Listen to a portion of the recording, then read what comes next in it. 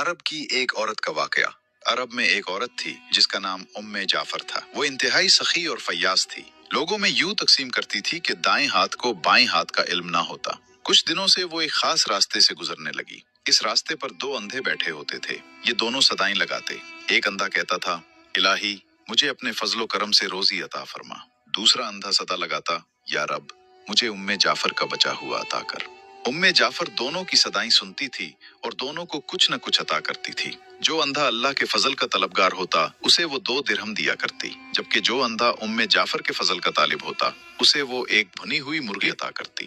دلچسپ بات یہ تھی کہ جسے بھنی ہوئی مرغی ملتی وہ اپنی مرغی دوسرے اندھے کو 2 درہم میں بیچ دیتا۔ یہ سلسلہ کئی دنوں تک چلتا رہا۔ ایک دن جعفر اس اندھے کے پاس آئی جو اس سے کہا کرتا تھا، یا رب مجھے جعفر کا بچا ہوا عطا کر۔ جعفر نے اس سے پوچھا، کیا تمہیں 100 دینار ملے ہیں؟ اندھا حیران ہو گیا اور بولا، نہیں، مجھے تو صرف ایک بھنی ہوئی مرغی ملتی تھی جسے میں 2 درہم میں بیچ دیتا تھا۔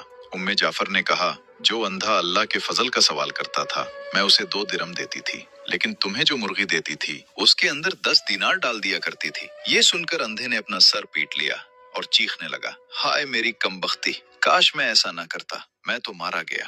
جعفر نے بڑی نرمی سے کہا، یقیناً اللہ کا فضل طلب کرنے والا کامیاب ہے اور انسانوں کے فضل کا طلبگار ہمیشہ محروم رہتا ہے۔